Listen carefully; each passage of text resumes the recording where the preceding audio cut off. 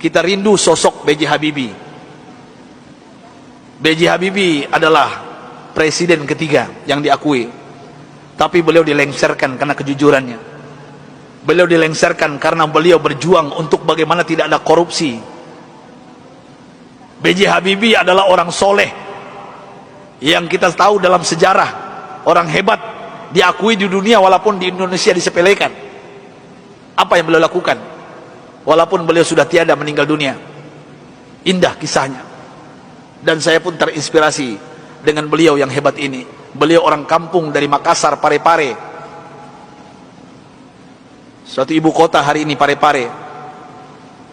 Saya pernah diundang ke sana oleh wali kotanya. Saya lihat patungnya Habibie dan Ainun, dan ternyata beliau orang kampung, orang biasa, orang sederhana.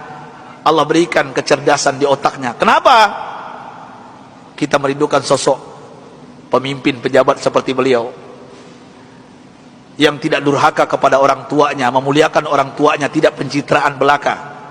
Dan hebatnya lagi ketika beliau ke ITB meloncat kuliahnya. Dan hebatnya lagi ketika beliau melanjutkan studinya ke Jerman. Disinilah saya pribadi mendapatkan inspirasi. Pesawat terbang Bapak Ibu yang kita naik itu, di ketinggian tertentu kalau nggak pas bikinnya bisa retak, Pak. Pesawat itu bisa retak. Siapa yang bisa menyelesaikan itu? B.J. Habibie, Pak. Di dunia yang bisa menyelesaikannya B.J. Habibie. Sampai beliau digelari oleh teman-temannya di Jerman apa? Mr. Crack, Mr. Retak. Bukan retak otaknya, Pak. Nah, pejabat kita yang banyak retak otaknya, Pak. Ini maksud saya apa? Pesawat yang retak itu beliau bisa menyelesaikannya. Ini kehebatan Habibie yang mungkin dilupakan oleh bangsa ini. Tapi ada yang lucu, aneh bin ajaib, ternyata beliau bukan orang tercerdas di dunia. Sampai beliau di Jerman, apa yang terjadi? Beliau tidak pernah ranking 1, ranking 2. Beliau ranking 3. Sampai beliau cemburu kepada 2 orang yang ranking 1, ranking 2, dan ini orang Yahudi, Pak. Orang kafir, laki dan perempuan. Saking herannya beliau, padahal beliau apa yang beliau isi itu benar semuanya. Tapi saking penasarannya, bertanya kepada Yahudi 2 ini.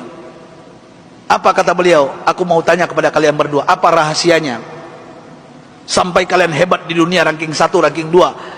Saya kenapa tetap ranking 3? Apa jawaban Yahudi 2 ini, laki dan perempuan ini? Oh, Rudi. Beliau dipanggil Rudi, bukan Habibie. Ya, Baharudin Yusuf Habibie. Rudi, this is our secret. Ini rahasia kami, nggak mungkin kami kasih tahu. Besok beliau tanya lagi, apa rahasianya? Besok tanya lagi. Berhari-hari beliau bertanya. Akhirnya bosan Yahudi 2 ini. Sampai Yahudi ini mengatakan, Bapak Ibu, rahasianya. Come here, Rudi. Sini, Rudi, kami mau mengatakan kepada engkau, tahukah engkau rahasia kenapa kami cerdas? Kenapa kami ranking 1, ranking 2 hebat? Apa jawabannya? Ini yang membuat B.J. Habibie malu dan meneteskan air mata. Pahlawan yang hebat ini, ketika Yahudi ini mengatakan, kami di sepertiga malam terakhir, jam 3 bahasa kita di Jakarta, bangun. Setelah itu kami mandi. Setelah mandi kami pakai baju yang wangi. Setelah itu kami ambil Al-Quran. Kami baca Al-Quran. Kaget B.J. Habibie.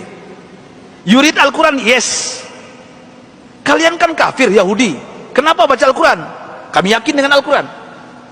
Walaupun kami tidak mempercayai Al-Quran, mempercayai Islam, tapi kami yakin dengan Al-Quran.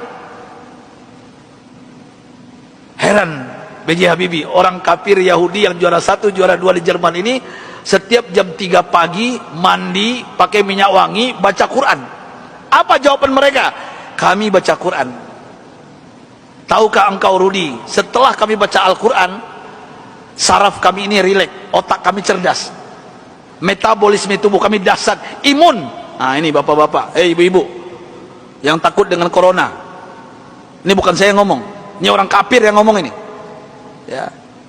Imunitas kami naik tinggi. Kenapa? Al-Quran. Al-Quran kami baca. Sampai B.J. Habibie nggak yakin, nggak percaya. Apa kata Yahudi berdua ini Bapak Ibu? Kalau kalian nggak yakin, silakan. Surah apa? Kami baca. Ternyata Yahudi berdua ini hafal Quran, Pak. Apa saat itu jawaban B.J. Habibie? Thank you very much, my brother, my sister. Beliau pulang ke kosannya, ke kontrakannya. Sampai di kosan di kontrakan, beliau sujud menangis. Rasanya tertampar wajah beliau, malu beliau, padahal beliau beragama Islam, orang kafir. Jam 3 bangun, mandi, baca Quran. Mulai saat itu bapak-bapak dan ibu-ibu, saya ingin berbicara pahlawan satu ini, orang hebat ini. Mulai saat itu mendengarkan rahasia dari Yahudi yang dua ini, apa yang beliau lakukan? Jam 3 pagi beliau bangun, beliau mandi, beliau pakai baju yang rapi, beliau pakai wangi-wangian, beliau sholat tahajud 8 rakaat, witir 3:11 setiap hari. Setelah itu beliau baca Al-Quran sampai menjelang subuh. Kalau orang kafir tadi nggak sholat karena bukan Islam, langsung baca Quran. Dan apa yang terjadi keajaiban, Bapak Ibu yang dimuliakan Allah Subhanahu wa taala, Allahu Akbar. Keajaiban ini terjadi. Semenjak itu, setelah itu, B.J. Habibie berubah menjadi ranking 1. Yahudi yang dua tadi turun ke bawah. Dan orang Yahudi berdua ini menyesal memberikan rahasia kepada B.J. Habibie. Artinya apa? Kalau ingin merdeka kita di Indonesia, jangan tinggalkan Al-Quran. Kalau ingin sukses anak-anak kita, bapak, ibu, cucu kita, sampaikan kepada mereka Al-Quran adalah obatnya.